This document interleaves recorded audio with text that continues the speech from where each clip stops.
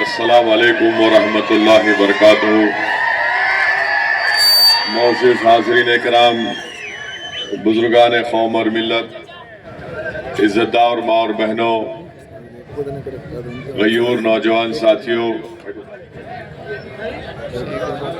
معزز حاضرین کرام، میں آپ کا دل کی گہرائیوں سے شکریہ ادا کرتا ہوں کہ آپ نے اپنا قیمتی وقت نکال کر بودھن کے اس بلدی انتخابات میں مجلس اتحاد المسلمین کی جانب سے جو انتخابی جلسہ عام منعقد کیا گیا ہے اس میں آپ نے شرکت کی۔ میری آپ تمام سے یہ گزارش ہے کہ 11 تاریخ کے دن آپ لوگ متحدہ طور پر اپنے ایک ووٹ کا استعمال مجلس اتحاد المسلمین کے حق میں کیجئے، مجلس اتحاد المسلمین کے امیدواروں کو کامیاب کریے تاکہ ایک نئے بودھن کی تعمیر ہم لوگ کر سکے جو نہ صرف پرامن ہوگا بلکہ بودھن کے ہر وارڈ میں ڈیولپمنٹ اور ترقی کے کام مجلس اتحاد المسلمین کر کے دکھانا چاہتی ہے۔ تو میرے عزیز دوستوں اور بزرگوں، مجلس اتحاد المسلمین کی جانب سے 24 امیدوار اس انتخابات میں حصہ لے رہے ہیں۔ ان کے نام ہیں وارڈ نمبر 2 سے سید سلمان اطہر صاحب، محترمہ عرشی انجم صاحبہ وارڈ نمبر 3 سے، وارڈ نمبر 5 سے جناب سمیر حسین صاحب، وارڈ نمبر 6 سے جناب شیخ حاجی بابا، وارڈ نمبر 7 سے محترمہ عرفانہ فردوسہ صاحبہ، وارڈ نمبر 8 سے رضیہ بیگم صاحبہ، وارڈ نمبر 9 سے علیم الدین صاحب، وارڈ نمبر 12 سے علیم الدین رضا صاحب، وارڈ نمبر 13 سے اے روی صاحب، وارڈ نمبر 17 سے ابراہیم خان صاحب، وارڈ نمبر 18 سے میر الیاس علی صاحب، وارڈ نمبر 19 سے محترمہ عشرت فاطمہ صاحبہ، وارڈ نمبر 20 سے محترمہ ریشمہ بیگم صاحبہ، وارڈ نمبر 21 سے جناب عبد الرشید صاحب، وارڈ نمبر 22 سے محمد ثناء الدین صاحب، وارڈ نمبر 23 سے ریشمہ سلطانہ صاحبہ، وارڈ نمبر 27 سے محمد انصار احمد صاحب، وارڈ نمبر 28 سے محترمہ نسیمہ بیگم صاحبہ، وارڈ نمبر 30 سے محمد ولی الدین، وارڈ نمبر 31 سے محترمہ عظمیٰ بیگم، وارڈ نمبر 32 سے جناب محترمہ وسیم سلطانہ صاحبہ، 34 سے شیخ افتخار، 36 سے محترمہ لطیفہ بیگم صاحبہ، 38 سے محترمہ کہکشاں کوثر صاحبہ، اور ایک تائیدی امیدوار ہے وارڈ نمبر 23 سے محترمہ ریشمہ سلطانہ صاحبہ۔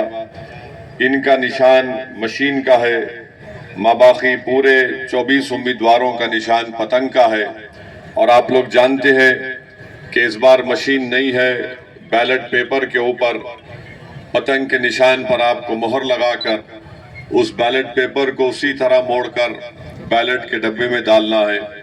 تو میرے عزیز دوستوں اور بزرگوں، میری آپ سے گزارش ہے کہ اپنے ایک ووٹ کو قیمتی سمجھیے، اور یاد رکھیے الیکشن صرف بلدیہ کا نہیں ہے یا چھوٹا الیکشن نہیں ہے، یہ الیکشن بڑا اہم الیکشن ہے، اور اس الیکشن میں ہم اپنے پارٹی کے امیدواروں کو کامیابی کے ساتھ یہاں پر اگر کامیاب کریں گے تو بودھن میں جو مختلف وارڈز میں آج جو ترقیاتی کاموں کے لیے وہ وارڈز تڑپ رہے ہیں، ان تمام ترقیاتی کاموں کو انجام دے پائیں گے۔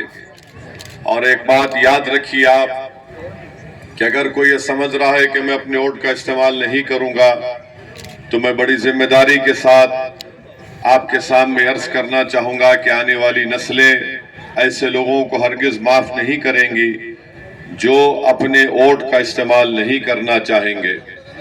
یاد رکھیے آپ کا ووٹ فرقہ پرستی کو شکست دے گا، آپ کا ووٹ آپ کی سیاسی قیادت کو مضبوطی عطا کرے گا، آپ کا ووٹ بودھن میں آپ کے ووٹس کے ذریعے سے آپ کی ایک مقامی سیاسی لیڈرشپ کو بنائے گا.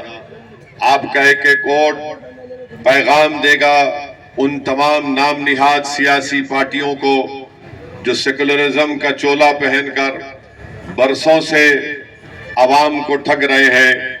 تو میرے عزیز دوستوں اور بزرگوں، یہ الیکشن بڑا اہم ہے. میری آپ سے گزارش ہے کہ اپنے ایک ووٹ کا استعمال کریے.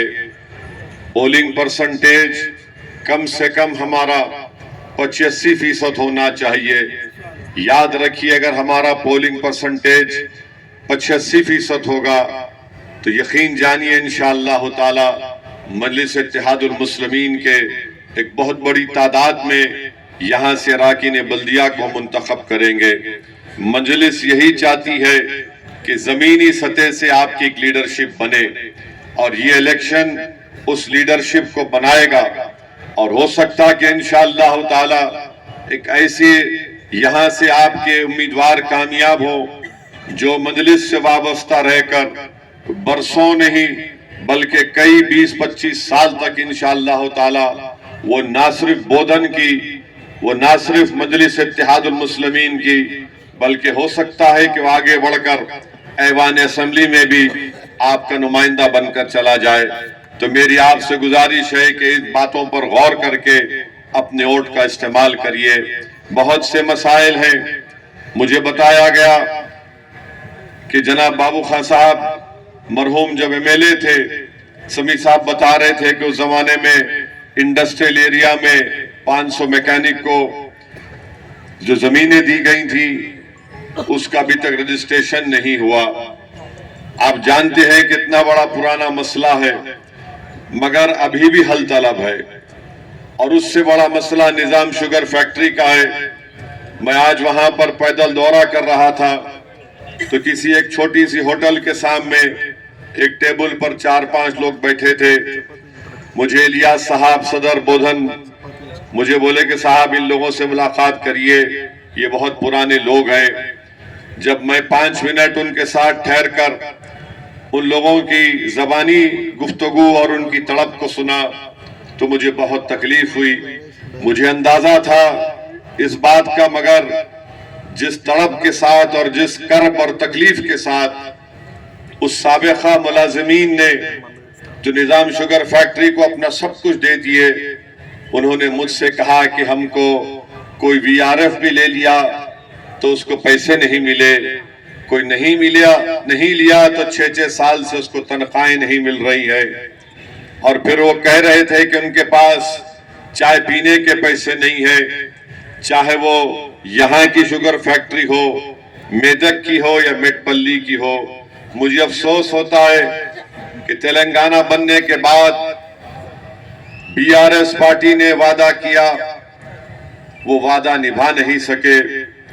2023 کے اسمبلی انتخابات کے وقت کانگریس پارٹی نے وعدہ کیا اور قریب 3-2.5 سال کا عرصہ ہو چکا ہے. نظام شوگر فیکٹری کا مسئلہ ایک سیاسی مسئلہ نہیں ہے، یہ ایک انسانیت کا مسئلہ ہے. اور ہم حکومت سے اور خاص طور سے وزیر اعلیٰ ریونت ریڈی سے اس بات کا مطالبہ کرتے ہیں کہ وہ خود پرسنلی بذات خود اس مسئلے کا حل تلاش کریں. وہ جو غریب امپلائیز آج بھی زندہ ہیں، بولتے ہیں 120 لوگ ابھی ہیں، کم سے کم ان کی زندگی میں اس مسئلے کو حل کیا جائے تاکہ ان سے انصاف مل سکے جو برسوں اس فیکٹری میں لگا دیے. آج اس عمر میں وہ پہنچ چکے ہیں کہ آج ان کو حکومت کی مدد کی بہت ضرورت ہے.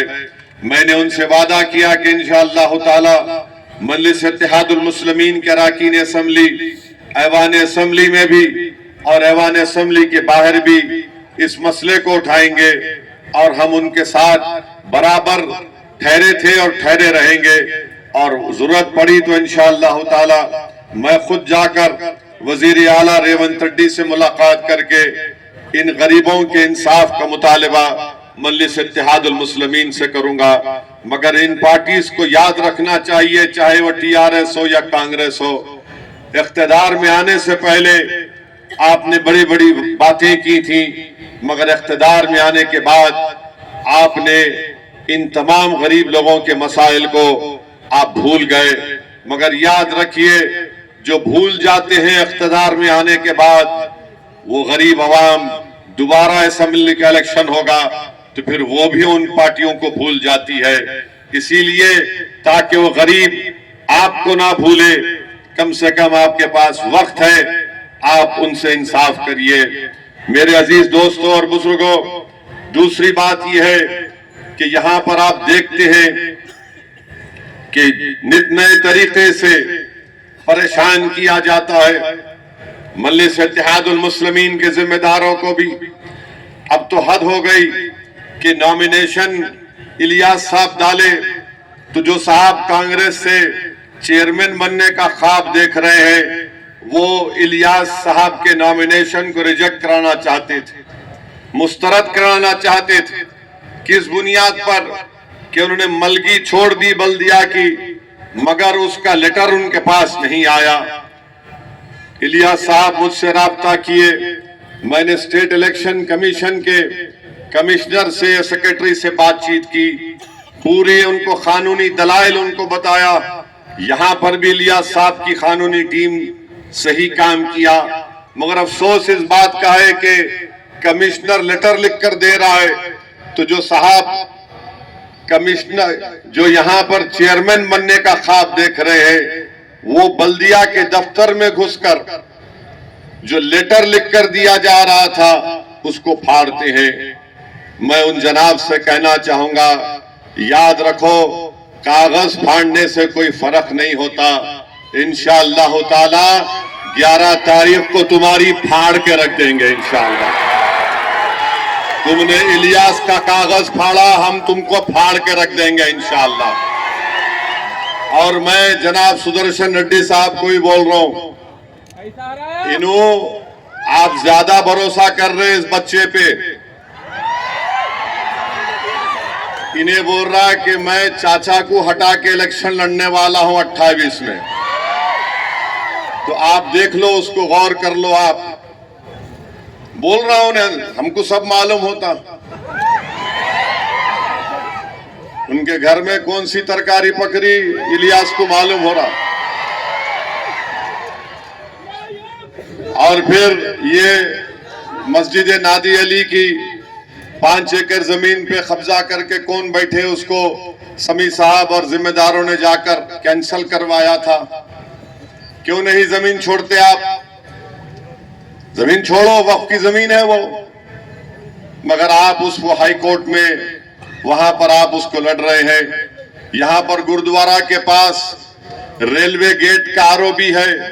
میں آپ سے وعدہ کر رہا ہوں کہ بحیثیت رکن پارلیمان کے مجھ سے جو ہوگا میں نمائندگی کروں گا مرکزی وزیر ریلوے سے تاکہ یہاں پر روڈ اوور برج کا کام کیا جا سکے. اور میں یہ بھی بتانا چاہوں گا کہ مجلس کے ذمہ داروں کو ٹکٹ نہیں ملا. میری بعض حضرات سے ملاقات ہوئی, وہ مجھ سے آ کر ملے اور مجھ سے انہوں نے شکایت بھی کی کہ ہم کو ٹکٹ ملنا تھا صاحب, صحیح طریقے سے معلومات نہیں حاصل کی گئی ہے. میں نے ان سے کہا کہ آپ کی شکایت میں سنا ہوں مگر انہوں نے مجھے اس بات کا تیقن دیا ہے کہ یقیناً ہم انسان ہیں, ہم کو ٹکٹ نہیں دیا گیا تو ہم کو تکلیف ہے مگر جماعت سے ہم کبھی مخالفت نہیں کریں گے. میں ان کا شکر گزار ہوں کہ انہوں نے صاف طور پر کہہ دیا کہ مجلس کے امیدواروں کی کامیابی کے لیے وہ کام کرتے رہیں گے. میں پھر سے عوامی جلسے میں کھڑے ہو کر راشد صاحب سے, اعجاز صاحب سے, قدیر صاحب سے, نوید رضا صاحب سے, خضر سے پھر سے کہہ رہا ہوں کہ آپ پارٹی سے وابستہ تھے اور پارٹی سے وابستہ رہیں گے. آپ پارٹی کے لیے کام کریے. اگر بلدیہ کا الیکشن کا ٹکٹ نہیں ملا تو مجلس اتحاد المسلمین آپ کو پارٹی کو آگے بڑھانے کی ذمہ داری آپ کو دے گی تاکہ آپ پارٹی کو مضبوط کر سکیں. اور جو لوگ بی آر ایس اور کانگریس میں بیٹھ کے یہ خواب دیکھ رہے ہیں کہ کچھ کریں گے, یاد رکھو ظالموں, بلی کے خواب میں خالی چھچڑے ہوتے, کچھ نہیں ہونے والا ہے, کچھ نہیں ہونے والا ہے. تم اگر یہ سمجھ رہے کہ ایسا ہوگا وہ ہوگا, کچھ نہیں ہوگا. मगर एक अजीब पोजीशन मेरा हो चुका है। जो हार गए उनको मेरे से तकलीफ, जो जीत गए उनको मेरे से परेशानी, इन्हों आगे बढ़ रहे। अब मेरे पास इन दोनों के इलाज के लिए जिंदा तिलिस्मात नहीं है, सियासी जिंदा तिलिस्मात अभी इजाद नहीं हुई है।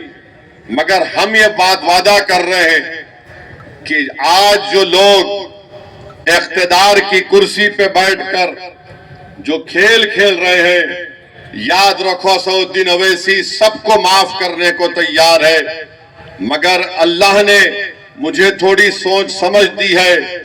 मैं माफ जरूर कर सकता हूं मगर भूलता नहीं हूं तकलीफ को, याद रखो। आज आप तकलीफ दे रहे हैं तो मैं भी इस मौक़िफ़ में आज कहना पड़ रहा है कि 28 में क्यों ना हम असम इलेक्शन लड़े, क्यों ना लड़े असेंबली का इलेक्शन, क्योंकि लड़ना हर पार्टी को है। वैसे तो मैं हर जगह बदनाम हूं, इन्हों वहां जाके लड़ते, यूपी में बिहार में जाके लड़ते। ठीक है प्यारे, आप ही बोले थे ना यूपी बिहार के बोधन से भी लड़के बताएंगे। और आज से 30 साल पहले, 31 साल पहले जनाब अहमद पाशा कादरी साहब भी, अब एम ए बासित साहब 89 में और फिर पाशा भी लड़े थे। अहमद पाशा कादरी साहब इलेक्शन लड़े थे, लंबा गैप हो गया और ये बच्चे बहुत बड़े हो गए और ये बच्चे किसी को सुनने वाले नहीं हैं। तो इंशाअल्लाह ताला देखेंगे 11 तारीख के बाद इंशाअल्लाह ताला बैठकर बात करेंगे। अब तो मुख्तार साहब भी आ गए, जवान दिख रहे मुख्तार साहब, आप बहुत मेहनत किए, मुझसे मुलाकात की आज, मुझे भी अच्छा लगा पुराने लोगों को देखकर, क्योंकि मजलिस इत्तेहादुल मुस्लिमीन में समी साहब का, मुख्तार साहब का, अलीम साहब मुखालिफत में इलेक्शन लड़ रहे, कोई बात नहीं, लड़िए, आप हारेंगे मगर हमारे दिल में आपकी इज्जत है, रहेगी हमेशा ताला। तो इन लोगों ने बड़ी मेहनत की है। इब्राहिम साहब आजकल मालूम हुआ निजामाबाद में रह रहे, तो ऐसे चाउश थे माशाअल्लाह, वो तो आने उनकी ज़ईफ़ी में ऐसा लगता था कि वो 16 साल के, अल्लाह उनकी मग़फ़िरत करे। बहरहाल इन तमाम बुजुर्गों की कुर्बानियों की वजह से आज अरे हाँ, मरूम बाबर, अल्लाह उसकी मग़फ़िरत करे, उसका चेहरा कभी दिमाग से और आंख से नहीं निकलता। यानी इतना मेहनती आदमी, मगर उसको भी जिंदगी में बहुत लोग तंग किया, उनकी फैक्ट्री पे धावा दलाए। बहरहाल जो भी किए उनको सिला दुनिया में ही मिलेगा, वहां भी मिलेगा जो तकलीफ दिए। तो मेरे अजीज दोस्तों और बुजुर्गों, आपसे अपील है कि अब इस मौके को जाए जाने मत दीजिए। एक बेहतरीन तारीखी मौका आपके पास आया है कि बोधन के मुकद्दर के फैसले आप करेंगे इंशाअल्लाह ताला।